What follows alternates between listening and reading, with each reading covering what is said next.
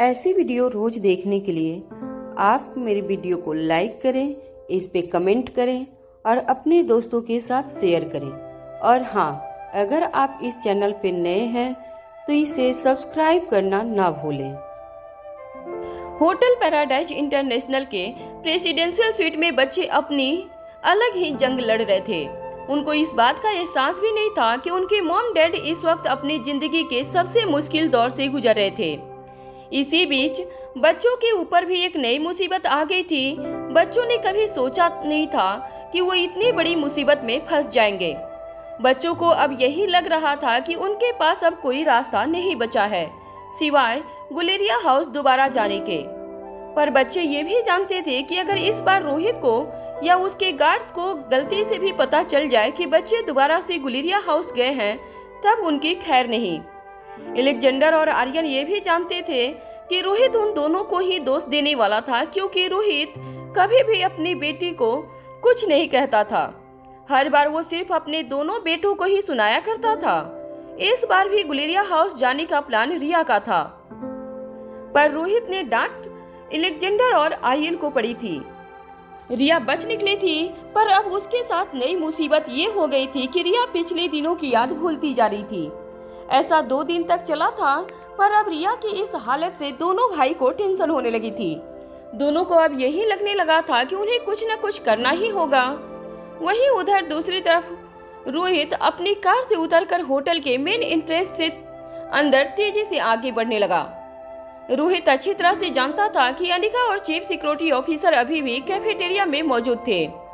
रोहित भी ये जानना चाहता था कि आखिर अनिका और कितनी देर अपने अनजान दोस्त से मिलने के लिए वेट करने वाली थी। रोहित लॉबी से होते हुए जब सेकेंड फ्लोर पर पहुंचा तो लिफ्ट का दरवाजा खुलते ही रोहित ने देखा कि कैफेटेरिया से काफी ज्यादा हंसने की और तालियां बजाने की आवाज आ रही थी। रोहित ने जब हंसने और तालियां बजाने की आवाज सुनी तो वो हैरान रह गया। वो यही सोचने लगा कि आखिर कैफेटेरिया में क्या हो रहा है। रोहित के मन में इस वक्त कई सारी बातें चल रही थी। रोहित धीरे से कैफेटेरिया के कांच के दरवाजे से अंदर झांककर देखने लगा। रोहित अभी देख ही रहा था, इतने में उसने देखा कि कैफेटेरिया के अंदर काफी शोर और हल्ला हो रहा था। कोई जोर जोर से हंस के तालियां बजा रहा था तो कोई टेबल पर अपने हाथ पटक रहा था। यहाँ तक कि रोहित ये देखकर शॉक हो गया कि रोहित का चीफ सिक्योरिटी ऑफिसर भी अपनी हंसी रोक नहीं पा रहा था। अपने चीफ सिक्योरिटी को इस तरह हंसते हुए देखकर रोहित को बड़ी हैरानी हुई। वो समझ नहीं पाया कि आखिर अंदर चल क्या रहा है और चीफ सिक्योरिटी ऑफिसर अपनी ड्यूटी निभाने के बजाय इस तरह से क्यों हंसी रोकने की कोशिश कर रहा है। तभी रोहित ने देखा कि होटल के स्टाफ से लेकर आसपास बैठे सभी लोग अपनी ही मस्ती में मस्त थे। मगर जब रोहित ने देखा कि कॉफी टेबल पर बैठी अनिका गहरी सोच में डूबी काफी परेशान लग रही थी, तो रोहित की नजरें अनिका पर जम गई। वो अपनी जगह से खड़ा हो गया और अनिका को देखने लगा। अनिका काफी गंभीर लग रही थी। उसे देखकर कोई नहीं कह सकता था कि अनिका किसी गहरे ख्याल में डूबी हुई थी। पर रोहित को जानना था कि आखिर अनिका ऐसा क्या सोच रही थी, क्योंकि कैफ में जहां एक और ढेर सारी मस्ती चल रही थी, सारे लोग हंस खिलखिला रहे थे, वहीं अनिका एकदम खामोश बैठी थी। उसके चेहरे पर एक अलग ही भाव नजर आ रहा था। रोहित की समझ में नहीं आ रहा था कि कैफे के अंदर लोग आखिर किस बात पर इतना जोर जोर से हंस रहे थे और आसपास मौजूद सभी लोग इतनी जोर जोर से हंस रहे थे, तो अनिका इतनी शांत और टेंशन में क्यों नजर आ रही थी। अनिका का ध्यान रोहित पर नहीं था। अनिका अपनी गहरी सोच में डूबी हुई थी। तभी अचानक रोहित के चीफ सिक्योरिटी ऑफिसर की नजर दरवाजे के पास खड़े रोहित पर पड़ी। रोहित पर नजर पड़ते ही चीफ सिक्योरिटी ऑफिसर की हंसी पूरी तरह से गायब हो गई। उसका चेहरा हैरानी के भाव से भर गया। रोहित को दरवाजे के पास खड़ा देखकर चीफ सिक्योरिटी ऑफिसर को अचानक अपनी ड्यूटी का एहसास हुआ और पहले उसने अपने पास बैठी अनिका की ओर देखा। रोहित को कांच के दरवाजे के पास खड़ा हुआ देखकर चीफ सिक्योरिटी ऑफिसर तेजी से दरवाजे के पास गया। दरवाजे से बाहर निकलकर वो रोहित के पास आकर कहने लगा, सर आप आ गए। अचानक से रोहित ने चीफ सिक्योरिटी ऑफिसर को दरवाजे से कुछ दूर रहने का इशारा किया ताकि अनिका रोहित को और चीफ सिक्योरिटी ऑफिसर को बात करते हुए ना देख सके। जब चीफ सिक्योरिटी ऑफिसर रोहित के पास आया तो रोहित ने उससे पूछा, क्या हो रहा है यहाँ पर? ये लोग इतना हंस क्यों रहे हैं? रोहित की बात सुनकर फिर से चीफ सिक्योरिटी ऑफिसर के चेहरे पर हंसी आ गई। फिर अपनी हंसी को कंट्रोल करते हुए चीफ सिक्योरिटी ऑफिसर ने रोहित से कहा, सर यहाँ पर बात ही कुछ ऐसी हो गई है। वैसे मुबारक हो सर आपको, मैडम को जूनागढ़ में 1 BHK का अपार्टमेंट मिला है, वो भी बिल्कुल मुफ्त में। रोहित अपने चीफ सिक्योरिटी ऑफिसर की बात सुनकर काफी हैरान रह गया। रोहित ने कभी अपने चीफ सिक्योरिटी ऑफिसर को रोहित के साथ इतना फ्री होकर मजाक करते हुए नहीं देखा था। जब चीफ सिक्योरिटी ऑफिसर को अपनी गलती रियलाइज हुई तो अपने चेहरे के एक्सप्रेशन बदलते हुए चीफ सिक्योरिटी ऑफिसर ने कहा, सर अभी अभी यहाँ पर एक पारसी अंकल आए थे, उन्होंने इतना बड़ा हंगामा खड़ा कर दिया कि पूछिए मत। मैडम ने बड़ी सफाई से उन्हें कन्विंस करने की कोशिश की, मगर वो तो किसी की बात मानने के लिए तैयार ही नहीं थे। किसी तरह मैडम की बात सुनकर कुछ देर बाद वो शांत हुए, मगर फिर अचानक ही कॉफी पीने के बाद ऐसी ऐसी बातें करने लगे जिन्हें सुनकर सबका हंसते हंसते पेट दुख गया। सबके पेट में दर्द महसूस होने लगा। इतना कहने के बाद चीफ सिक्योरिटी ऑफिसर ने अपनी बात आगे बढ़ाती हुई कहा, सर वैसे मैंने भी अपनी जिंदगी में कभी इस तरह का इंटरटेनमेंट एक्सपीरियंस नहीं किया है। रोहित चीफ सिक्योरिटी ऑफिसर की बातों से काफी ज्यादा हैरान था। रोहित ने अपने दोनों हाथ अपनी जेब में डालते हुए चीफ सिक्योरिटी ऑफिसर से पूछा, अनिका को कोई यहाँ मिलने आया था?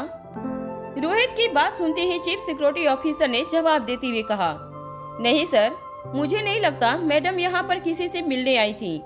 मुझे लगता है कि मैडम को अकेले घर पर बैठकर कॉफी पीना अच्छा नहीं लगता, इसलिए शायद यहाँ पर लोगों के बीच आती हैं ताकि उन्हें किसी तरह का कोई चेंज मिल सके। रोहित का चीफ सिक्योरिटी ऑफिसर रोहित से उम्र में काफी बड़ा था, इसलिए बड़े ही मैच्योर तरीके से रोहित को ये समझाते हुए चीफ सिक्योरिटी ऑफिसर ने कहा, सर वैसे तो मैं आपका नौकर हूँ, मुझे आपके साथ ऐसी बातें नहीं करनी चाहिए, मगर जिंदगी का तजुर्बा मुझे आपसे कुछ ज्यादा है, इस नाते से कह रहा हूँ सर। हस्बैंड वाइफ के बीच में कभी न कभी ऐसा समय आता है जब उन दोनों को एक दूसरे के प्रति छोटे मोटे शक हो ही जाते हैं, मगर शादीशुदा जिंदगी को संवार कर रखने का सिर्फ एक ही नियम है, एक दूसरे पर भरोसा। जैसे ही चीफ सिक्योरिटी ऑफिसर ने रोहित से ये बात कही, रोहित तेज नजरों से उसकी ओर देखने लगा। रोहित की नजरें देखकर चीफ सिक्योरिटी ऑफिसर समझ चुका था कि उसने अपनी लाइन क्रॉस कर दी थी, इसलिए अपनी बात बदलते हुए कहा, माफ कीजिएगा सर, आपसे उम्र में बड़ा हूँ इसलिए ये बात कहने की हिम्मत कर बैठा। रोहित ने अपना एक हाथ अपने कमर पर रखते हुए चीफ सिक्योरिटी ऑफिसर से कहा, वैसे वो कहाँ है? जैसे ही रोहित ने ये सवाल पूछा, चीफ सिक्योरिटी ऑफिसर ने अचानक ही मुड़कर पीछे देखा और कांच के दरवाजे से कैफेटेरिया के हर कोने में ये देखने की कोशिश की कि कहाँ पारसी बाबा नजर आ रहे थे, मगर चीफ सिक्योरिटी ऑफिसर ये देखकर हैरान हो गया कि पारसी बाबा कहीं भी नजर नहीं आ रहे थे। चीफ सिक्योरिटी ऑफिसर कुछ देर तक मन ही मन सोचता रहा। जब रोहित ने उसे दोबारा पूछा, कहाँ है वो पारसी बाबा, तब अचानक ही अपना सिर खुजलाते हुए उस चीफ सिक्योरिटी ऑफिसर ने कहा, अरे अभी अभी तो यही थे। फिर अचानक ही उनके दिमाग में एक बात बिजली की तरह चमकी और वो रोहित के सामने मुस्कुराकर देखकर कहने लगे, अरे सर मैं समझ गया, वो बाबा अपनी मैडम से शर्त लगाकर बैठे थे कि अगर हमारी होटल की बनाई हुई कॉफी उन्हें उनकी मरहूम बीबी फिरदौस की याद दिला दी तो अपना जूनागढ़ का 1 BHK मैडम के नाम कर देंगे। मेरे ख्याल से जब उन्होंने सबके सामने ये कबूल किया है कि यहाँ की कॉफी पीकर उन्हें अपनी मरहूम बीबी की याद आई, उसके बाद उन्हें इस बात का डर लगने लगा होगा कि कहीं सचमुच हम उनसे उनका जूनागढ़ का 1 BHK छीन न ले, अपना घर बार बेचना पड़ जाए, इसलिए वो शायद डर कर यहाँ से भाग गए। इससे पहले कि हम जबरदस्ती उनसे पेपर पर सिग्नेचर ले लें, रोहित ने चीफ सिक्योरिटी ऑफिसर की बात को पूरी तरह से इग्नोर कर दिया और अपने कदम कैफेटेरिया के मेन दरवाजे की ओर आगे बढ़ाने लगा। मगर जैसे ही रोहित कांच के दरवाजे के पास पहुंचा और रोहित ने देखा कि अनिका कांच के दरवाजे से बाहर निकल रही थी, रोहित को वहां देखकर अनिका चौंक गई। मगर अनिका को भी अचानक दरवाजे से बाहर निकलता हुआ देखकर रोहित के चेहरे पर भी सरप्राइज नजर आ रहा था। रोहित ने ये एक्सपेक्ट किया था कि अनिका अभी भी कैफेटेरिया के अंदर बैठकर उस इंसान का इंतजार करेगी जिसने अनिका को मैसेज किया था कि वो उससे मिलने आ रहा था या आ रही थी। अचानक अनिका को अपने सामने देखकर रोहित ने कहा, तुम यहाँ कैफेटेरिया में? वैसे तो रोहित ये बात अच्छी तरह से जानता था कि अनिका कैफेटेरिया में थी। चीफ सिक्योरिटी ऑफिसर ने पहले ही रोहित को ये बात बता दी थी, मगर रोहित ये बात अनिका को जाहिर नहीं होने देना चाहता था कि चीफ सिक्योरिटी ऑफिसर ने उसे पहले ही खबर पहुंचा दी थी कि अनिका कैफेटेरिया में आई थी। अनिका ने भी अपनी नजरें झुकाकर रोहित से कहा, हाँ, वो मैं कुछ देर अकेले गुजारना चाहती थी, इसीलिए यहाँ चली आई। अनिका के चेहरे पर अभी भी काफी ज्यादा परेशानी नजर आ रही थी। रोहित को एक बात समझ में नहीं आ रही थी कि जब कैफेटेरिया में सभी लोग इतना हंस रहे थे और उस पारसी बाबा के पूरे इंसिडेंट्स को लेकर इतना शोरगुल मचा रहे थे, फिर अनिका के चेहरे पर इतनी परेशानी क्यों नजर आ रही थी। अनिका की झुकी हुई नजरें देखकर रोहित ने अनिका से पूछा, क्या हुआ तुम्हें? उस पारसी बाबा की बातों पर हंसी नहीं आ रही थी। जब अनिका ने रोहित के मुंह से पारसी बाबा की बात सुनी तो अचानक ही वो चौंक कर रोहित को देखने लगी। रोहित बड़ी ही बारीकी से अनिका के चेहरे पर बदलते हुए एक्सप्रेशन को नोटिस कर रहा था, मगर जैसे ही अनिका ने देखा कि रोहित घूर घूर कर उसकी तरफ देख रहा था तो अनिका ने भी अपनी नजरें चुराते हुए रोहित से कहा, हाँ, वो काफी ज्यादा फनी थे। लोगों को उनकी बातें सुनकर काफी एंटरटेनमेंट मिल रहा था। ये कहते हुए अनिका लॉबी से होते हुए एलिवेटर की तरफ जाने लगी। रोहित भी अपने दोनों हाथ अपनी जेब में डालकर अनिका के पीछे पीछे चलने लगा। अनिका के कदमों में काफी ज्यादा तेजी थी। ऐसा लग रहा था जैसे वो रोहित से अपना पीछा छुड़ाना चाहती थी। रोहित अनिका की हर हरकत बारीकी से नोटिस कर रहा था। प्रेसिडेंशियल स्वीट के लिए बनाई गई स्पेशल लिफ्ट के पास पहुंचकर अनिका और रोहित लिफ्ट के सेकेंड फ्लोर पर आने का इंतजार करने लगे। अनिका के चेहरे पर घबराहट साफ नजर आ रही थी। लिफ्ट का इंतजार कर रहे रोहित ने अनिका की ओर देखकर कहा, क्या हुआ अनिका, तुम काफी ज्यादा परेशान लग रही हो, तुम्हारी तबीयत तो ठीक है ना? अनिका ने इस बात पर अपने चेहरे पर अपना हाथ फेरते हुए कहा, हाँ, मैं ठीक हूँ। जैसे ही लिफ्ट का दरवाजा खुला अनिका तेजी से लिफ्ट के अंदर चली गई। रोहित भी धीरे से अनिका के पीछे पीछे लिफ्ट के अंदर दाखिल हो गया। चीफ सिक्योरिटी ऑफिसर ने दूसरी लिफ्ट का इस्तेमाल करना ही बेहतर समझा। लिफ्ट का दरवाजा जब बंद हुआ तब रोहित लिफ्ट का रेलिंग पकड़कर कुछ देर के लिए अनिका को देखता रहा। रोहित अब ये जान चुका था कि अनिका जानबूझकर उससे नजरें चुरा रही थी। कोई ऐसी बात थी जो अनिका अपने दिल में दबाकर बैठी थी, मगर वो रोहित से कहना नहीं चाहती थी। जब लिफ्ट टॉप फ्लोर पे पहुंची तब दरवाजा खुलते ही सबसे पहले अनिका लिफ्ट से बाहर निकली। रोहित अब तक जान चुका था कि अनिका मन ही मन किसी गहरी सोच में डूबी हुई थी। रोहित चाहता था कि अनिका उसके साथ अपने मन में चल रही बातें शेयर करे, मगर रोहित उस वक्त का इंतजार करना चाहता था जब अनिका सामने से आकर खुद रोहित को बताए कि उसे क्या परेशानी हो रही थी।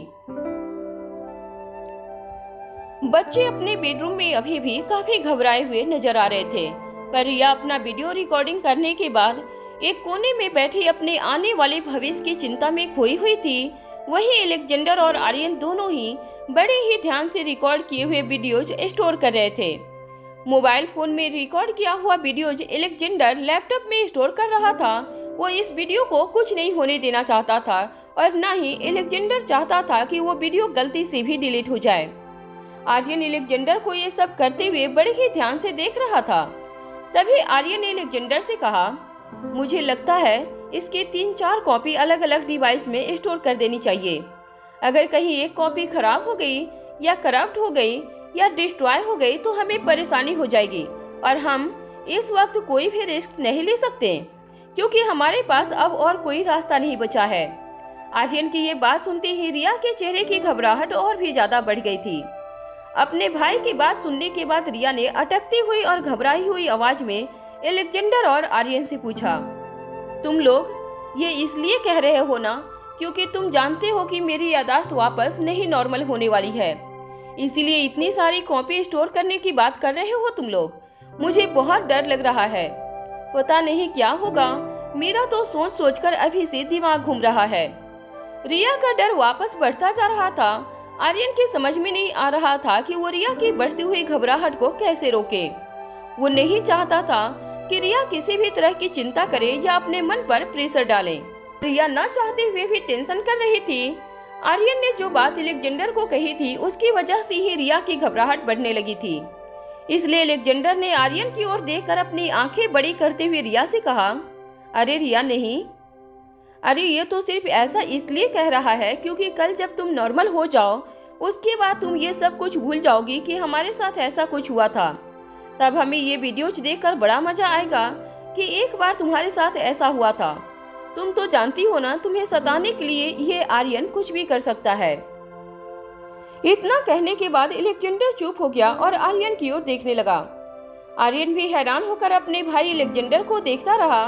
आर्यन की ऐसी ना तो आदत थी और ना ही आर्यन ने इससे पहले कभी किसी को भी सताने के लिए ऐसी कोई शरारत की थी। मगर आर्यन अच्छी तरह से जानता था कि अलेक्जेंडर भी रिया का दिल रखने के लिए इस तरह की बातें कर रहा था। इसलिए आर्यन को इस वक्त अलेक्जेंडर की इस बात पर कोई एतराज नहीं था। कहीं न कहीं आर्यन भी चाहता था कि रिया शांत हो जाए और परेशान होना बंद कर दे, और रिया को शांत करने के लिए आर्यन अपने ऊपर हर तरह का इल्जाम सह सकता था। दोनों भाई चाहते थे कि किसी तरह उनकी बहन के मन में चल रही घबराहट कम हो। अलेक्जेंडर और आर्यन दोनों ही रिया का वीडियो स्टोर करने में बिजी थे। दोनों इस वक्त किसी भी तरह का कोई रिस्क नहीं लेना चाहते थे।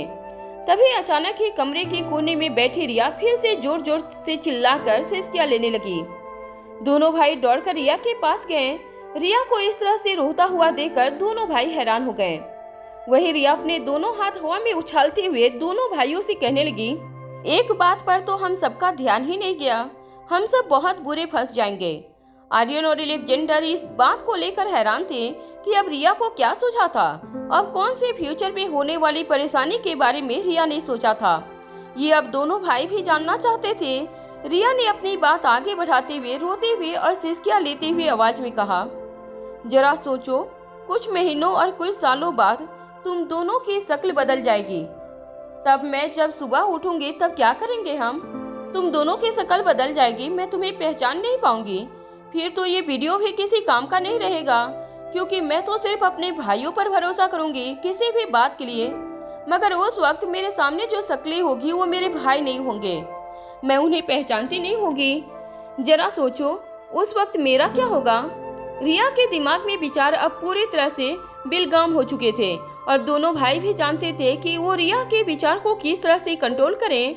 तभी अलेक्जेंडर ने सिचुएशन को पूरी तरह से अपने हाथ में लेते हुए रिया के सर पर प्यार से हाथ फेरते हुए कहा, रिया तुम एकदम शांत हो जाओ, बिल्कुल शांत हो जाओ, बिल्कुल चिंता करने की कोई जरूरत नहीं है।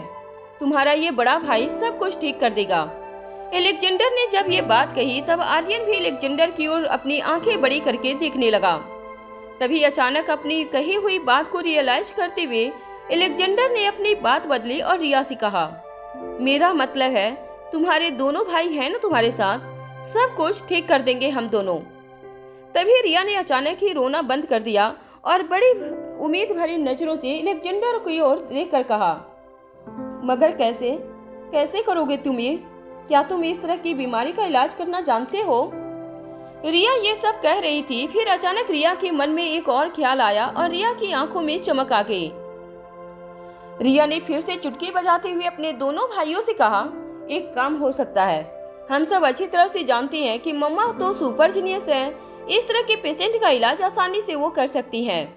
रिया की बात सुनने के बाद आर्यन ने रिया की ओर देखकर बड़े ही प्यार से कहा, रिया जरा सोचो मम्मा की कंडीशन इस वक्त क्या है। अगर मम्मा की कंडीशन नॉर्मल होती तो सबसे पहले खुद का ही इलाज करती और फिर इस तरह की कोई नौबत ही ना आती। मम्मा पहले ही ठीक हो जाती। मम्मा और डैड पहले की तरह बिजी हो जाते, ना तो वो हमें वेकेशन पर लेकर आते और ना ही हम गुलेरिया हाउस जाते और ना ही वहाँ वो बुढ़ा आदमी तुम्हें मिलता और ना ही तुम टैबलेट खाती। जब रिया ने आर्यन की इस बात को रियलाइज किया तब रिया ने भी अपनी आंखें बड़ी करते हुए हाँ में अपना सर हिला दिया। दोनों भाई रिया का एक्शन देखकर समझ गए थे कि रिया को अपने फ्यूचर से रिलेटेड कई सारी प्रॉब्लम्स खड़ी होती हुई नजर आ रही थी। रिया के मन में एक ही बात चल रही थी कि अगर उसकी जिंदगी इसी तरह गुजरती रही कि रोज सुबह जब वो उठे तब वो अपने पिछले दिन की आदत भूल चुकी हो तो उसके साथ क्या होगा।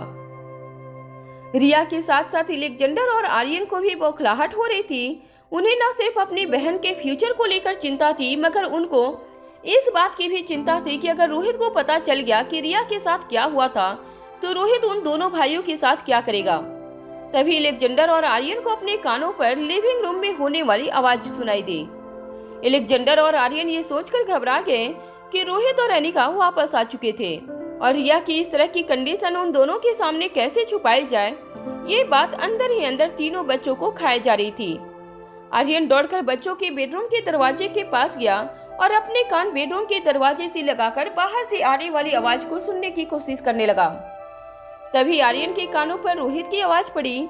रोहित ने अनिका से कहा, अनिका जरा बच्चों के बेडरूम में जाकर देखो, वो अब तक जागे क्यों नहीं, नाश्ता वैसा का वैसा पड़ा है टेबल पर। रोहित की भारी आवाज कान पर पड़ते ही अचानक आर्यन की आंखें बड़ी हो गई। आर्यन के चेहरे पर इतनी घबराहट देखकर अलेक्जेंडर भी समझ गया था कि रोहित वापस आ चुका था।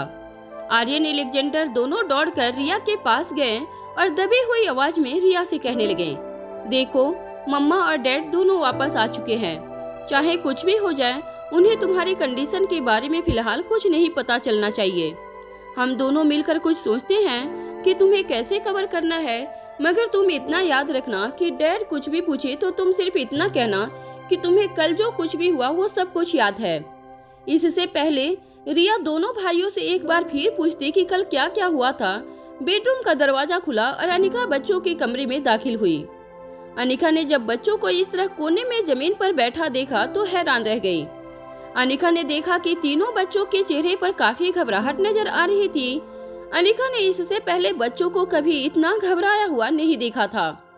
अनिका ने बच्चों के पास आते हुए कहा, क्या हुआ तुम लोगों को, तुम लोग इतने घबराए हुए क्यों हो? जब बच्चों ने अनिका की ये बात सुनी, लगभग तीनों बच्चों ने एक साथ ना में अपना सर हिलाते हुए कहा, नहीं मम्मा, कुछ भी तो नहीं हुआ हमें। बच्चों को एक साथ इस तरह से जवाब देते हुए देखकर अनिका चौंक गई। अनिका ने कुछ देर यहाँ वहाँ कमरे में नजरें घुमाने के बाद बच्चों से कहा, तुम तीनों ने अब तक नाश्ता भी नहीं किया है। डाइनिंग टेबल पर नाश्ता वैसा का वैसा पड़ा है। अनिका का सवाल सुनते ही अलेक्जेंडर और आर्यन हैरानी से एक दूसरे को देखने लगे।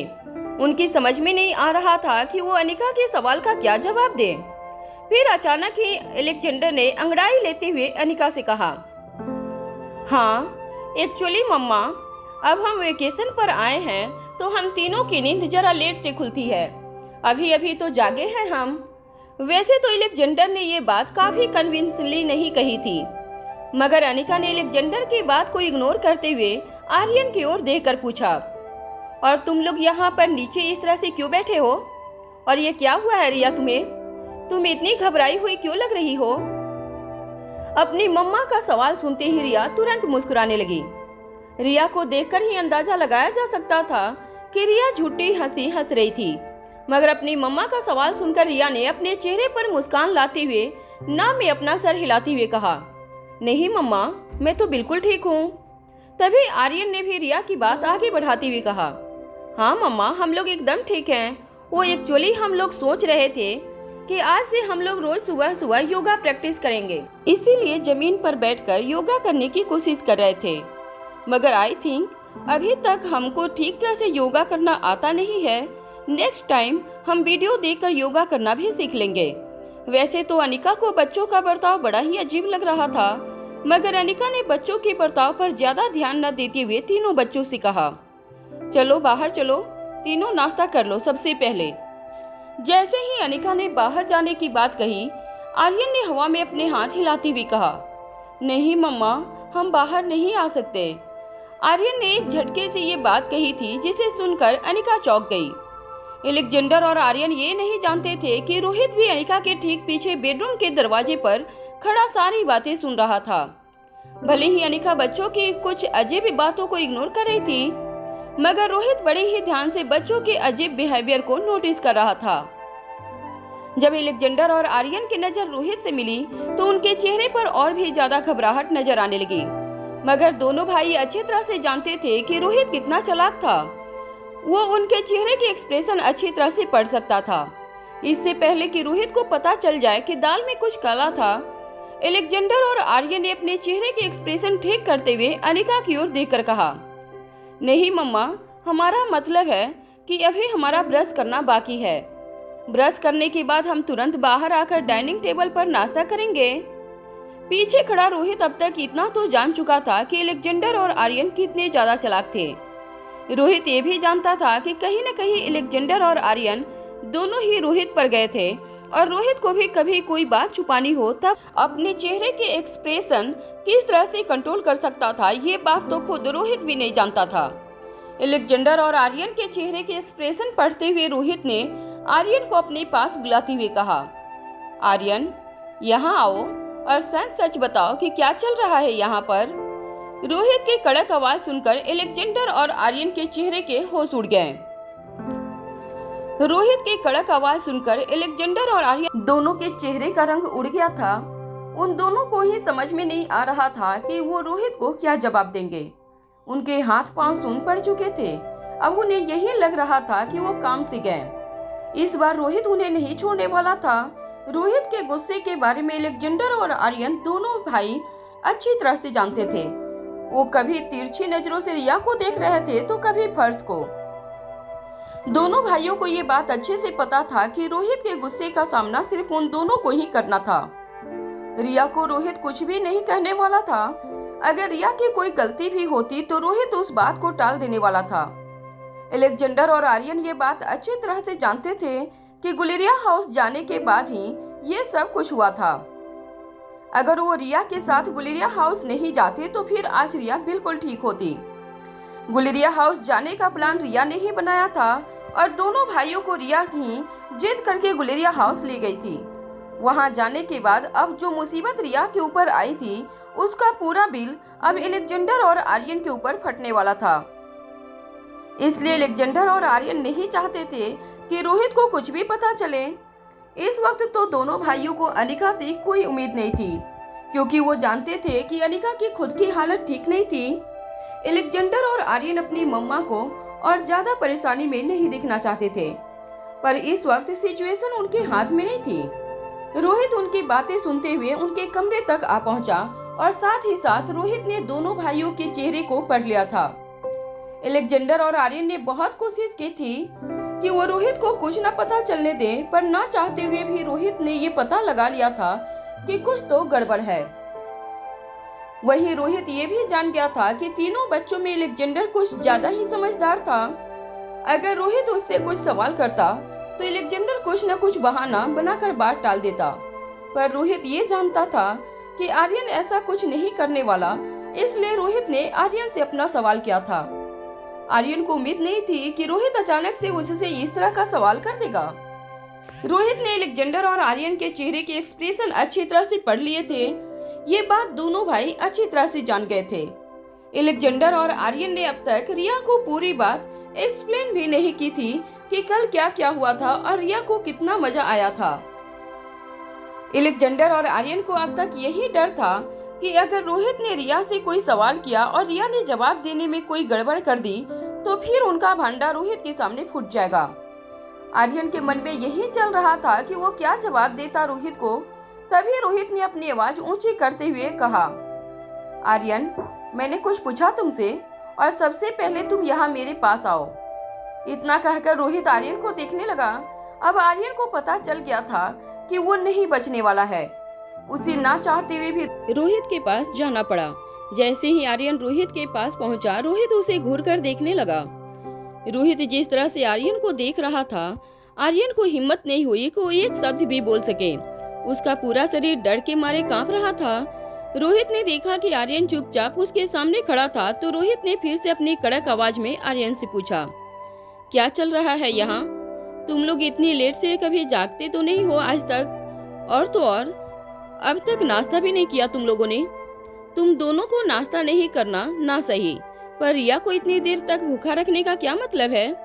इतना कहने के बाद रोहित ने एक नजर रिया की ओर देखा। वहाँ खड़ी अनिका भी चुपचाप सब कुछ देख रही थी।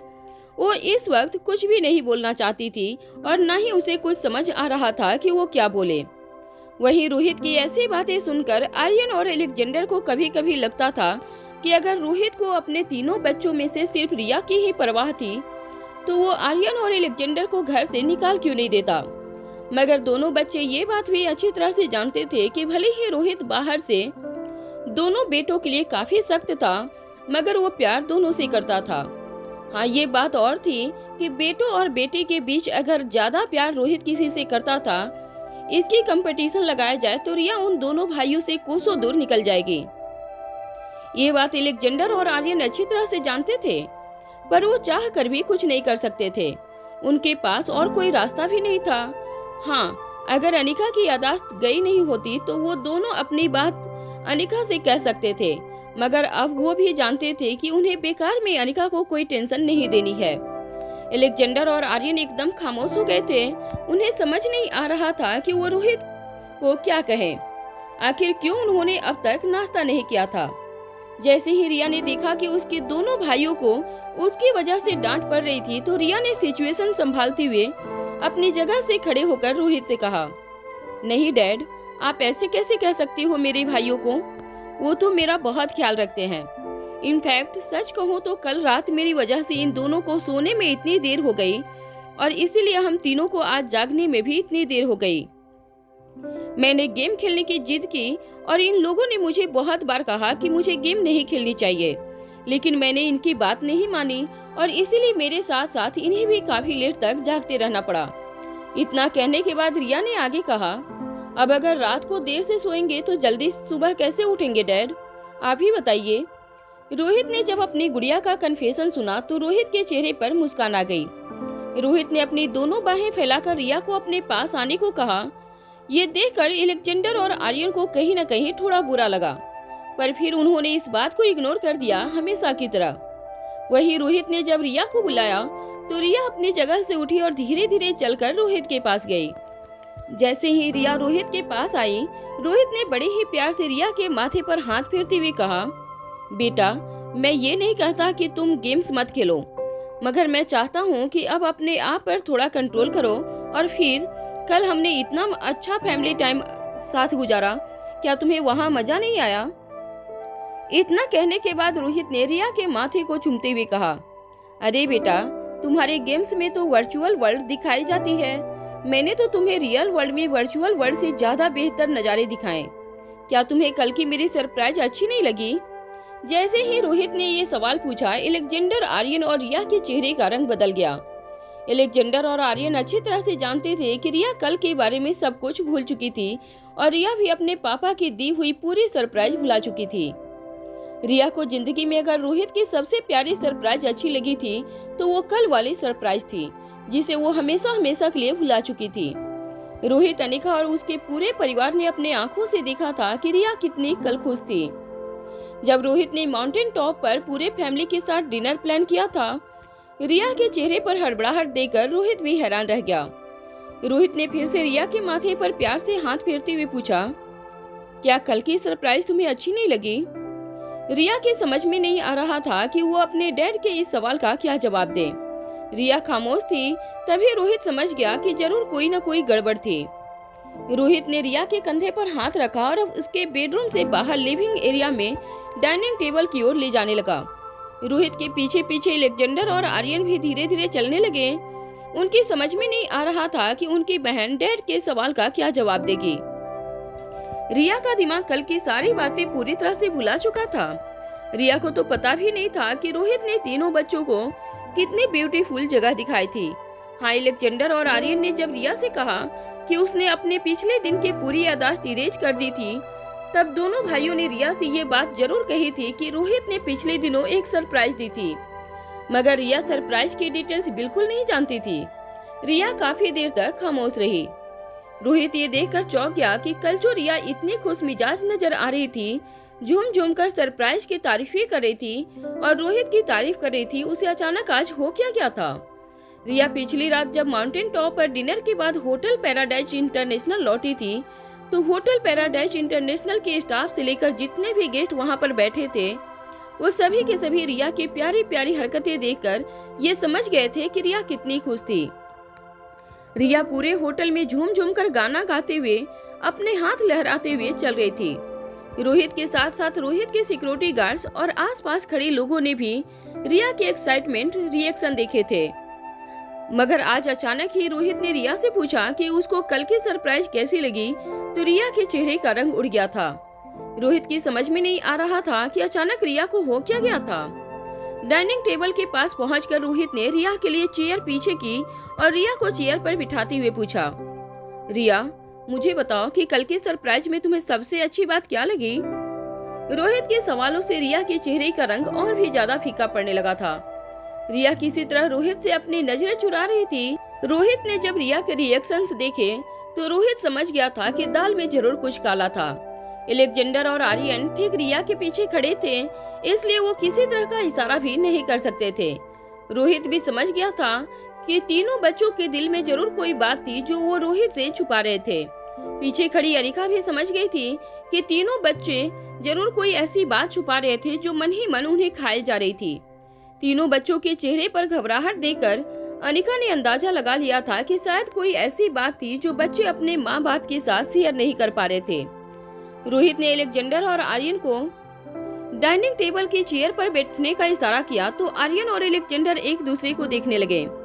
दोनों ही ये कोशिश कर रहे थे कि वो काफी रिलैक्स नजर आए, मगर हजार कोशिशों के बाद भी उनके चेहरे से घबराहट दिखाई दे जाती थी। अनिका ने दोनों बच्चों के कंधे पर हाथ रखकर उन्हें आगे बढ़ाया और धीरे से एलेक्जेंडर और आर्यन के बगल में डाइनिंग टेबल पर बैठ गई। रोहित ने धीरे धीरे अपने पूरे परिवार को नाश्ता सर्व करना शुरू किया। रिया, आर्यन, एलेक्जेंडर और अनिका को नाश्ता सर्व कर रहे रोहित के मन में आज एक अजीब सी बेचैनी चल रही थी। जिस परिवार के लिए रोहित पूरी दुनिया से लड़ सकता था, जिस परिवार के लिए रोहित जी रहा था, आज उसे अपने ही छत के नीचे अपना परिवार पूरी तरह से अनजान लग रहा था। ऐसा लग रहा था कि रोहित का पूरा परिवार रोहित को पराया कर देना चाहता था। बच्चे भी रोहित से कुछ छुपा रहे थे। कुछ ही देर पहले रोहित को पता चला था कि अनिका रोहित से कोई ऐसी बात छुपा रही थी जो एक लाइफ पार्टनर होने के नाते अनिका को रोहित के साथ शेयर करनी चाहिए थी। और यहाँ रोहित के तीनों बच्चे भी अब रोहित से किसी तरह की कोई बात छुपाने की कोशिश कर रहे थे, मगर रोहित ने अपने इमोशंस पर कंट्रोल करते हुए अपने पूरे परिवार को एक के बाद एक सलाद और बॉइल्ड एग सर्व करना शुरू किया। रोहित ने अपने गिलास में जूस भरा और फिर ठीक रिया के सामने बैठते हुए कुछ देर तक मुस्कुराकर रिया को देखता रहा। रिया भी अपने पापा को देखकर मुस्कुरा रही थी। इस वक्त रिया के चेहरे पर कॉन्फिडेंस नजर आ रहा था, मगर रिया भी जानती थी कि रोहित का एक सवाल उसके पूरे कॉन्फिडेंस को हिलाकर रख सकता था। और हुआ भी ठीक यही। रोहित ने जूस के गिलास से जूस का सीप लेते हुए मुस्कुराकर रिया की ओर देखा और पूछा, तो बताओ रिया, मुझे कल के सरप्राइज के बारे में तुम्हें सबसे अच्छी बात कौन सी लगी? रोहित का सवाल सुनते ही इससे पहले कि रिया के चेहरे का रंग उड़ जाए, एलेक्जेंडर ने सिचुएशन संभालते हुए रोहित से कहा, अरे डैड, कल पूरी रात रिया आपके सरप्राइज के बारे में ही बातें कर रही थी। कल तो इतनी खुश थी, रिया इतनी खुश थी कि हमें लेट नाइट तक सोने भी नहीं दिया। बार बार वही सारी बातें दोहरा कर हमें जगा रही थी। सचमुच डैड, कल रिया के साथ साथ हम सभी ने बहुत एंजॉय किया। आपने सचमुच बहुत ही बढ़िया सरप्राइज दी थी हमें। ठीक एक दिन पहले रोहित ने अपने परिवार को सरप्राइज देने के लिए जमीन आसमान एक कर दिए थे। रोहित जिस सिचुएशन से गुजर रहा था, उस सिचुएशन में इस तरह की प्लानिंग करना, इतने एफर्ट लगाकर एक एक चीज सोचना, उसे एग्जीक्यूट करना आसान नहीं था, मगर रोहित ने अपने पूरे परिवार की खुशी के लिए सब कुछ कर दिखाया था। भले ही रोहित के पास बेशुमार पैसा था और कई सारे नौकर चाकर थे जो उसकी प्लानिंग को एग्जीक्यूट कर सकते थे, मगर फिर भी रोहित ने इमोशनली इतना डिस्टर्ब होने के बावजूद सिर्फ और सिर्फ अपने परिवार के चेहरे पर मुस्कान देखने के लिए ये सब कुछ किया था। हालांकि रोहित भी ये सारी बातें अच्छी तरह से जानता था, मगर रोहित ये भी अच्छी तरह से जानता था कि उसके दोनों बेटे, उन्हें कितनी भी खुशी हुई हो, वो कभी मुंह पर रोहित की तारीफ नहीं कर सकते थे। ठीक उसी तरह जिस तरह अपने दोनों बेटों पर प्राउड फील करने के बावजूद रोहित कभी मुंह पर ये बात नहीं कहता था, मगर आज जब एलेक्जेंडर ने सबके सामने रोहित के सरप्राइज की तारीफ की, तब रोहित का शक और भी ज्यादा गहरा हो गया। रोहित ने एलेक्जेंडर से अपनी नजरें घुमाते हुए रिया पर अपनी नजर डाली। रिया बड़ी बड़ी आंखों से एलेक्जेंडर की ओर देख रही थी। एलेक्जेंडर को देखते हुए रिया ने अपने होंठ भी चबा रही थी।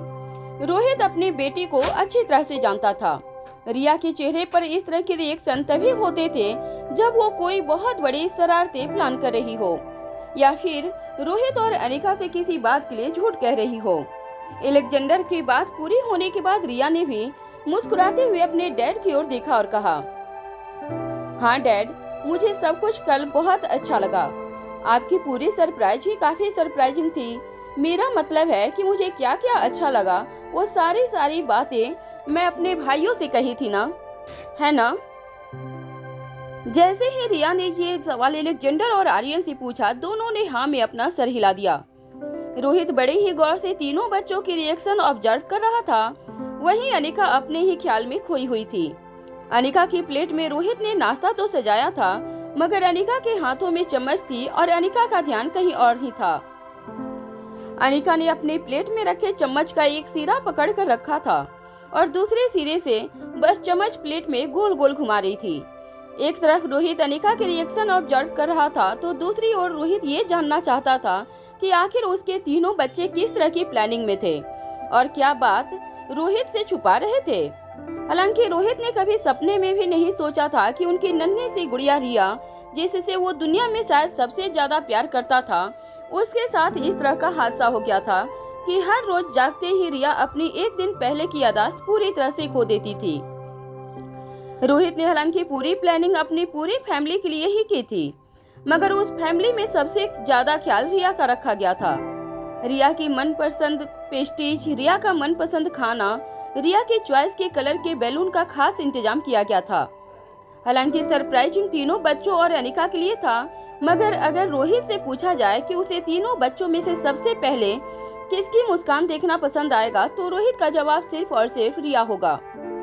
रोहित ये तो नहीं जानता था कि बच्चे उससे क्या छुपा रहे थे, मगर अब तक ये बात तो पक्की हो चुकी थी कि बच्चे उससे जरूर कुछ छुपा रहे थे। रोहित ऐसा कोई सवाल पूछना चाहता था जिससे बच्चों की चोरी पकड़ी जाए, मगर रोहित को समझ नहीं आ रहा था कि वो बच्चों से ऐसा क्या सवाल पूछे जिससे अंदाजा हो जाए कि बच्चे अपने माँ बाप से क्या छुपा रहे थे। जब रोहित को कोई सवाल नहीं सूझा, तो अपना पिछला सवाल ही आगे बढ़ाते हुए रोहित ने रिया से कहा, अच्छा तो बताओ कि कल की सरप्राइजिंग पार्टी में तुम्हें सबसे ज्यादा अच्छा क्या लगा, खाना या जो तुमने देखा वो। इस बार रोहित ने जो सवाल पूछा था वो सुनकर रिया के होश उड़ गए। रिया चाहे अब जितने भी जवान अपने मुंह में घुमा ले, पिछली रात उसने जो कुछ भी खाया था, जो स्वाद उसे दोबारा याद नहीं आने वाला था, और न ही रिया को ये याद आने वाला था कि पिछली रात उसने क्या देखा था। एलेक्जेंडर और आर्यन भी समझ गए थे कि रोहित के इन सवाल ने तीनों बच्चों को चारों ओर से घेर लिया था। एलेक्जेंडर और आर्यन को चेस खेलना बेहद पसंद था। कहीं न कहीं उनमें से ये क्वालिटी भी रोहित से ही आई थी। रोहित भी अपने बचपन में फ्री टाइम में चेस खेलना ही पसंद किया करता था। ये बात दादी माँ ने दोनों बच्चों को बताई थी, मगर आज दोनों बच्चे समझ गए थे कि चेस के इस गेम में अभी वो दोनों बहुत कच्चे थे। आर्यन हमेशा से चेस के गेम में अपने आप को एलेक्जेंडर से काफी ज्यादा बेहतरीन समझता था, मगर आज रोहित के सवाल ने आर्यन को भी चेक एंड मेट कर दिया था। उन दोनों की समझ में नहीं आ रहा था कि वो किस तरह से अपनी बहन का बचाव करे और इस बार भी रोहित का सवाल टाले। इससे पहले कि आर्यन या एलेक्जेंडर रोहित से कुछ कहने जाते, रोहित ने हाथ के इशारे से दोनों भाइयों को ऐसा करने से रोक लिया और रिया से कहा, बताओ रिया, डैड ने तुमसे कोई सवाल पूछा है, क्या तुम डैड के सवाल का जवाब नहीं दोगी। रिया भी अच्छी तरह से समझ गई थी कि रोहित को शक हो गया था और इस बार अगर उसने अपनी नजरें घुमाकर अपने भाइयों की ओर देखने की कोशिश की, तो रोहित ये बात समझ जाएगा कि जरूर रिया और दोनों भाई मिलकर उससे किसी तरह की कोई बात छुपा रहे थे। इसलिए रिया ने अपनी आंखों पर पूरी तरह से कंट्रोल करते हुए रोहित की ओर देखा और बड़े ही कॉन्फिडेंटली अपने चेहरे पर मुस्कान लाते हुए कहा, ओफो डैड, आप तो मेरी पूरी की पूरी प्लानिंग चौपट कर देंगे। रोहित रिया का ये जवाब सुनकर हैरान रह गया। रिया ने अपनी बात आगे बढ़ाते हुए कहा, डैड, मैंने कल रात को इन दोनों में से मेरे दिल की सारी फीलिंग्स कही थी। ये दोनों सुनने का नाटक तो कर रहे थे, मगर मैं अच्छी तरह से जानती हूँ कि इनका ध्यान मेरी बातों पर नहीं बल्कि उनके चेस बोर्ड पर था। पूरा दिन चेस खेलते रहते हैं और मेरी कभी बात नहीं सुनते। अब आप ही बताइए, मैंने इन दोनों भाइयों को ही मेरा बेस्ट फ्रेंड बना कर रखा है और बेस्ट फ्रेंड होने के नाते इनकी जिम्मेदारी है कि वो मेरी बातों को सुने, मेरी बातों को समझे, मगर मुझे नहीं लगता कि इन दोनों को अपनी बहन की फीलिंग की कोई कदर है। पूरा दिन चेस बोर्ड में गेम खेलते रहते हैं, पता नहीं क्यों इतना खून खराबा करते रहते हैं। उस गेम में रिया ने पूरी बात को नया ट्विस्ट दे दिया था। इतनी छोटी सी उम्र में रिया काफी तेज थी, ये बात तो दोनों भाई अच्छी तरह से जानते थे। मगर आज रोहित के सामने रिया ने इतना कॉन्फिडेंस दिखाया था कि दोनों भाइयों में से कोई भी कुछ कहने के लायक ही नहीं थे। हैरान होते हुए रोहित ने रिया से पूछा, मतलब तुम कहना क्या चाहती हो बेटा? रिया ने इस बार बड़े ही कॉन्फिडेंटली अपने दोनों भाइयों की ओर अपने नजरें घुमाते हुए कहा, चलो बताओ डैड के सामने और अब मम्मा के सामने कि मैंने तुम दोनों से कल क्या क्या बातें की, मुझे क्या अच्छा लगा, मुझे सरप्राइज की कौन सी बात सबसे ज्यादा अच्छी लगी। ये सारी बातें मैंने तुम्हें बताई है और मुझे शक है कि तुम दोनों ने मेरी बात अच्छी तरह से सुनी भी है या नहीं। इसलिए मैं जानना चाहती हूँ कि तुमने कल रात मेरी कितनी बातें समझी है। चलो बताओ डैड और मॉम के सामने कि सरप्राइज में मुझे सबसे अच्छी बात क्या लगी थी। जैसे ही रिया की ये बात एलेक्जेंडर और आर्यन के कानों पर पड़ी, दोनों की आंखें चमक उठी। दोनों ने एक्सपेक्ट नहीं किया था कि रिया इतना तेज तरार और इंटेलिजेंट आंसर देगी। रिया का सवाल सुनते ही जिंदगी में पहली बार दोनों भाइयों के चेहरे पर मुस्कान नजर आने लगी थी। बजाय इसके कि हर बार रिया जब भी अपने दोनों भाइयों से किसी तरह की फरमाइश करती या किसी तरह का सवाल पूछती थी, तब दोनों भाइयों के चेहरे पर अक्सर या तो कंफ्यूजन में नजर आने लगते या तो परेशान नजर आने लगते थे। मगर आज पहली बार रिया के सवाल ने दोनों भाइयों के चेहरे पर मुस्कान ला दी थी। दोनों भाइयों के चेहरे की मुस्कान एक राहत भरी मुस्कान थी। रिया का सवाल सुनते ही एलेक्जेंडर ने पहले रोहित की ओर देखकर जवाब देना शुरू किया। अरे नहीं, ऐसी कोई बात नहीं है डैड, हम लोग चेस तो सिर्फ इसलिए खेलते हैं ताकि हम अपने दिमाग की कसरत कर सकें।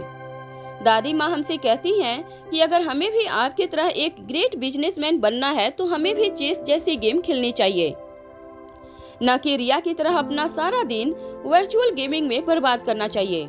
इसलिए आपसे ही इंस्पिरेशन लेते हुए हम दोनों ने ये चेस की गेम खेलना शुरू किया है। मगर चेस की एक खास बात है कि चेस खेलते हुए इंसान का दिमाग इतना स्थिर हो जाता है कि वो अपने आसपास की सारी चीजें अच्छी तरह से ग्रैप्स कर पाता है।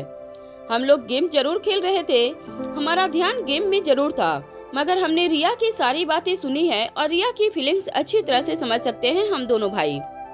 इस बार आर्यन ने एलेक्जेंडर की बात आगे बढ़ाते हुए कहा, हाँ डैड, बिल्कुल सच कह रहा है एलेक्जेंडर, हमने रिया की सारी बातें अच्छी तरह से सुनी है। रिया को कल अगर सबसे अच्छी कोई चीज लगी थी तो वो थी आसमान में उड़ने वाले बैलून्स और कैंडल। जब जब कैंडल और बैलून्स एक एक साथ आसमान में उड़ान भरते तब रिया की आंखें ज्यादा चौड़ी हो जाती। ये बात खुद रिया ने हमें बताई थी कि आसमान में जब हर तरफ उड़ाए हुए कैंडल्स और गुब्बारे नजर आ रहे थे तब उसे ऐसा लगा जैसे आपने हम सब के लिए स्वर्ग जमीन पर उतार लिया था। फिर एलेक्जेंडर ने आर्यन की बात आगे बढ़ाते हुए कहा, बिल्कुल ठीक कहा, और रिया तुमने ये भी तो कहा था कि जिंदगी में पहली बार तुमने खाने में अच्छा जहाँ खाना खिलाया जा रहा है वो जगह पसंद आई है। डैड, रिया ने खुद हमसे कहा था कि उसने कभी आपसे एक्सपेक्ट नहीं किया था कि आप हम लोगों को इतनी बड़ी सरप्राइज देंगे। जैसे ही एलेक्जेंडर ने ये बात कही, रिया चौंक गई और वो गुस्से से एलेक्जेंडर की ओर देखने लगी। एलेक्जेंडर भी अच्छी तरह से जानता था कि रिया भी हमेशा से चाहती थी कि रोहित ये सोचे कि रिया हमेशा ही उसके बारे में अच्छा सोचा करती थी और अच्छा बोला करती थी। एलेक्जेंडर ने तुरंत अपनी बात पलटते हुए रोहित से कहा, मेरा मतलब है डैड, आप सचमुच रिया के लिए the best dad in the world हैं। मगर रिया ने कभी ये नहीं सोचा था कि आप पूरे परिवार के लिए इस तरह की कोई प्लानिंग करेंगे।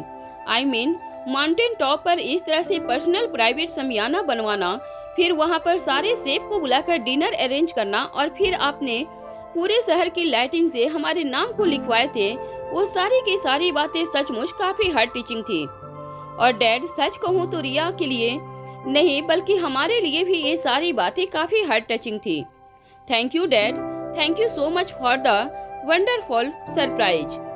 तीनों बच्चे एक साथ रोहित की ओर देखकर कहने लगे, yes dad, you are the best dad in the whole world. Thank you so much for the best surprise ever. तीनों बच्चे जब एक साथ रोहित की तारीफ करने लगे तब रोहित चौंक गया और अनिका की ओर देखने लगा। अनिका का ध्यान अभी भी ना तो बच्चों पर था और ना ही रोहित पर। अनिका प्लेट में रखी हुई चम्मच बार बार प्लेट में घुमाई जा रही थी। रोहित जानना चाहता था कि बच्चे तो उसके एग्जाम में पास हो गए थे, मगर अब बारी थी अनिका की। डाइनिंग टेबल पर अपने परिवार के साथ बैठी अनिका अपनी उलझनों में खोई हुई थी। रोहित ने जब अनिका को इतना परेशान देखा तो वो समझ गया था कि जरूर अनिका के मन में कोई ऐसी बात चल रही थी जिसकी वजह से अनिका के चेहरे पर इतनी परेशानी नजर आ रही थी। वहाँ रिया और रिया के दोनों भाई ने बड़ी ही चालाकी से पूरी सिचुएशन को संभाल लिया था और रोहित को ये यकीन दिला दिया था कि रिया के साथ सब कुछ नॉर्मल है। एलेक्जेंडर और आर्यन ये बात अच्छी तरह से जानते थे कि कम से कम टेम्परेरली अब रोहित उनसे कोई सवाल नहीं पूछेगा और दोनों भाइयों को आगे वक्त मिल जाएगा अपनी प्लानिंग करने का कि किस तरह से वो अपनी बहन को इस मुसीबत से बाहर निकाले। नाश्ता पूरा करने के बाद अचानक एलेक्जेंडर और आर्यन ने रोहित से कहा, डैड, आज हम तीनों सोच रहे हैं कि अपने कमरे में ही आराम करें। वो क्या है ना, कल आपने इतनी अच्छी सरप्राइज दी, उसके बाद रिया ने पूरी रात आपकी सरप्राइज के बारे में बातें कर करके हमें सोने नहीं दिया। तो मुझे लगता है कि हम तीनों को आज के दिन हमारे कमरे में ही आराम करना चाहिए। रोहित के कानों पर आर्यन की बातें तो पड़ रही थी, मगर रोहित का ध्यान पूरी तरह से अनिका की परेशानी को ढूंढने में लगा हुआ था। इसलिए बच्चों की बातों को ज्यादा सीरियसली न लेते हुए रोहित ने सिर्फ हाँ में अपना सर हिला दिया। रोहित की परमिशन मिलते ही आर्यन, एलेक्जेंडर और रिया चुपके से अपनी जगह से उठकर अपने कमरे में चले गए। बच्चों के जाने के बावजूद अनिका अपनी चम्मच अपनी प्लेट में ही घुमाई जा रही थी और गहरी सोच में डूबी हुई थी। अनिका का शायद ध्यान भी नहीं था कि कब बच्चे टेबल से उठे और कब अपने कमरे के अंदर चले गए। अनिका की बड़ी बड़ी आंखों में परेशानी साफ नजर आ रही थी। तभी रोहित ने अपना गला खराशते हुए अनिका से कहा, अनिका, तुमने अब तक नाश्ता पूरा नहीं किया।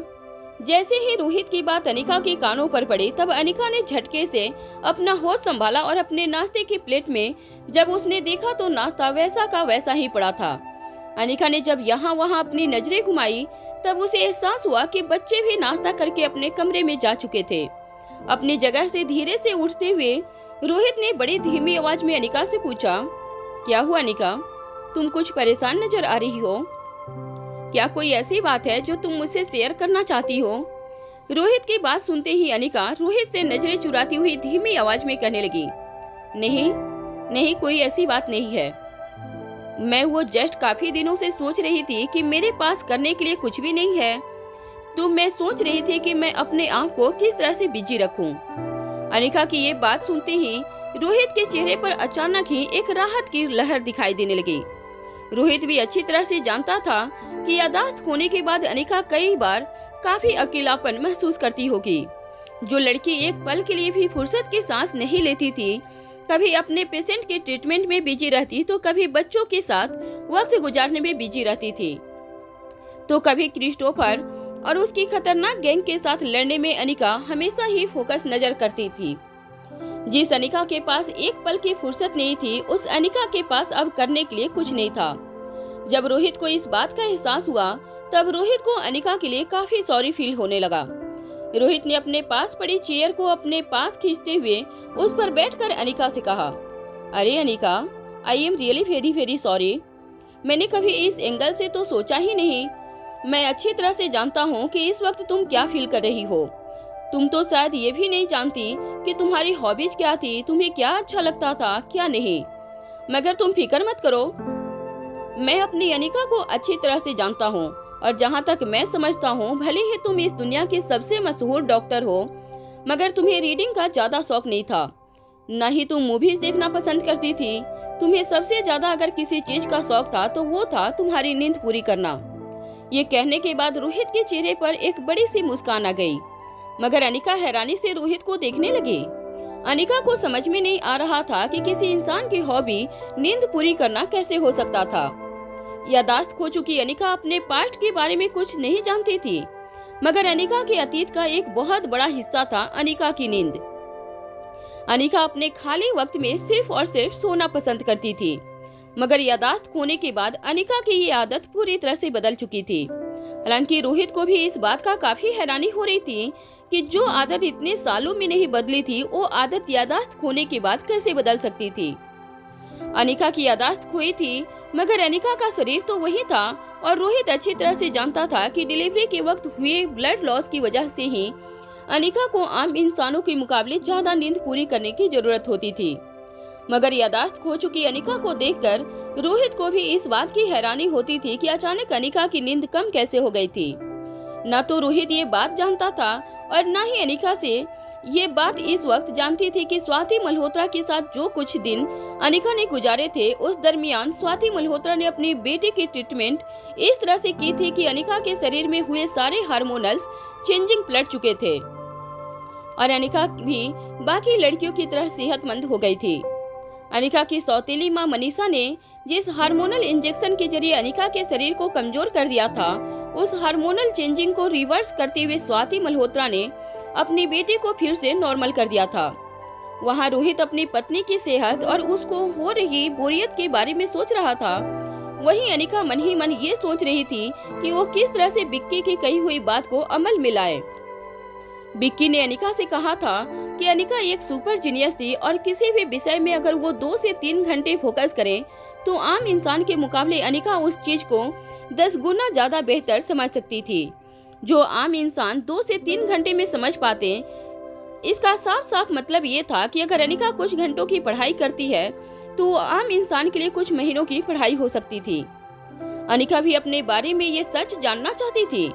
अगर बिक्की की कही हुई ये बात सच थी, तब अनिका भी कुसुम के केस को रीओपन करने के लिए बिक्की की मदद करके ये जानने की कोशिश करती कि आखिर उस रात कुसुम के घर के बाहर क्या हुआ था, कौन उसके घर से निकला था और कौन उसके घर में दाखिल हुआ था। रोहित अभी भी गहरी सोच में डूबा हुआ था कि वो अपनी पत्नी अनिका का मन बहलाने के लिए उसे कौन सी एक्टिविटी सजेस्ट करे। तभी उसे अचानक याद आया कि अनिका की ड्राइविंग स्किल बेहद अच्छी थी। इसलिए अनिका की ओर देखकर रोहित ने अनिका से कहा, क्यों न तुम्हारे लिए स्पोर्ट्स कार यहाँ पर मंगवा लूं? तुम्हें ड्राइविंग करना बहुत अच्छा लगता है। मैंने तुम्हारी जैसी ड्राइवर आज तक कभी नहीं देखी। अनिका किसी अलग ही विचारों में खोई हुई थी, इसलिए रोहित की बात सुनते ही अनिका ने ना में अपना सर हिला दिया। जब अनिका को रोहित का सजेशन पसंद नहीं आया तो रोहित ने एक और सजेशन देते हुए अनिका से कहा, तो फिर मार्शल आर्ट ये सही रहेगा। अनिका, मुझे लगता है कि तुम्हें बलबीर सर की एकेडमी फिर से ज्वाइन कर लेनी चाहिए। वैसे भी सूरज कई बार तुम्हें कह चुका है कि तुम्हें बलबीर सर की असली वारिस होने के नाते उनकी एकेडमी संभालनी चाहिए। सूरज की भी हेल्प हो जाएगी और तुम्हारा मन भी लगा रहेगा, साथ ही साथ तुम्हारी मार्शल आर्ट की प्रैक्टिस भी चलती रहेगी। अपनी याददाश्त पूरी तरह से खो चुकी अनिका तो ये सोचकर भी काफी हैरान हो रही थी कि अनिका सचमुच जूडो कराटे जानती थी। अनिका को अपने आप को देखकर यकीन नहीं होता था कि वो इतनी अच्छी फाइटर हो सकती थी। इसलिए फिर से रोहित के सजेशन पर अपनी खुशी ना दिखाते हुए अनिका ने ना में अपना सर हिला दिया। रोहित मन ही मन गहरी सोच में डूबा हुआ था। वो ये समझने की कोशिश कर रहा था कि आखिर ऐसी कौन सी एक्टिविटीज अनिका को सजेस्ट करनी चाहिए जिससे अनिका का मन लगा रहे। तभी अनिका ने धीमी आवाज में रोहित से कहा, मुझे बस एक लैपटॉप चाहिए जिस पर मैं कुछ वक्त गुजार सकूं। जैसे ही रोहित ने अनिका की ये बात सुनी, रोहित के चेहरे पर हैरानी नजर आने लगी। रोहित ने अनिका से कहा, लैपटॉप? वो तो मैं अभी मंगवा देता हूँ, मगर एग्जैक्टली तुम करना क्या चाहती हो? अनिका रोहित को बताना नहीं चाहती थी कि आखिर उसे लैपटॉप का क्या काम था, मगर अनिका जानती थी कि अगर उसके पास कंप्यूटर होगा तो वो जरूर विक्की के सजेशन को ध्यान में रखते हुए लैपटॉप पर हैकिंग के स्किल सीखने की कोशिश करेगी। शायद उसी के जरिए उसे कुसुम का केस रीओपन करने में किसी तरह की कोई मदद मिल सके। जब रोहित ने अनिका से पूछा कि उसे लैपटॉप क्यों चाहिए था, तो अनिका की समझ में नहीं आ रहा था कि वो रोहित को क्या जवाब दे। मगर फिर अपने मन ही मन कुछ सोचने के बाद अनिका ने जवाब देते हुए कहा, कुछ नहीं, मैं सोच रही थी जब आजकल सब कुछ टेक्नोलॉजी के आधार पर ही होता है तो मुझे लगता है सबसे पहले अगर मुझे इस दुनिया को समझना है तो टेक्नोलॉजी को अपनाना होगा। अगर मुझे एक नए सिरे से जिंदगी शुरू करनी है तो मुझे आज के वक्त में इस्तेमाल की जाने वाली सबसे आधुनिक चीजों को अपनाना होगा। अनिका ने जब ये बात रोहित से कही तब रोहित भी काफी कन्विंस नजर आ रहा था। रोहित भी अच्छी तरह से जानता था कि अगर अनिका को किसी भी तरह से अपनी रूटीन जिंदगी शुरू करनी थी तो अनिका को आजकल के मॉडर्न उपकरणों से बिल्कुल वाकिफ हो जाना चाहिए। कहीं न कहीं रोहित भी चाहता था कि अनिका फिर से पहले की तरह तेज तर्रार और हमेशा काम में बिजी रहने वाली लड़की बन जाए। जब अनिका दिन रात काम किया करती थी और रोहित के परिवार के लिए अनिका के पास वक्त बहुत कम होता था, तो रोहित अक्सर इस बात की कंप्लेन किया करता था अनिका से कि उसे काम कम करना चाहिए और ज्यादा से ज्यादा वक्त अपने परिवार के साथ बिताना चाहिए, बच्चों के साथ बिताना चाहिए। ज्यादा वेकेशन लेकर अनिका को अपने परिवार के साथ बाहर घूमने फिरने जाना चाहिए। मगर आज जब अनिका अपनी यादाश्त खो चुकी थी और अपना पूरा वक्त अपने परिवार के साथ बिताती थी, तो कहीं न कहीं रोहित को ये सब कुछ देखकर अनिका पर एक तरह से तरस आने लगा था। कहीं न कहीं अब रोहित भी चाहने लगा था कि अनिका पहले जैसी हो जाए। अनिका की फरमाइश सुनते ही रोहित ने अपने जेब से अपना फोन निकाला और अपने एक आदमी को फोन करते हुए कहा, अभी के अभी प्रेसिडेंशियल स्वीट में एक लेटेस्ट टेक्नोलॉजी का नया लैपटॉप लेकर आओ। फोन डिस्कनेक्ट करने के बाद रोहित ने अनिका के कंधे पर हाथ रखते हुए कहा, अभी कुछ ही देर में तुम्हारा नया लैपटॉप आ जाएगा और उस पर तुम अपनी जिंदगी की एक नई शुरुआत कर सकती हो। ये बात सुनते ही अनिका के दिल की धड़कनें तेज होने लगी थी। अनिका ने अब मन ही मन ये तय कर लिया था कि चाहे कुछ भी हो जाए, वो रोहित को असलियत और कुसुम की मौत के पीछे की असलियत दुनिया के सामने ला कर रहेगी।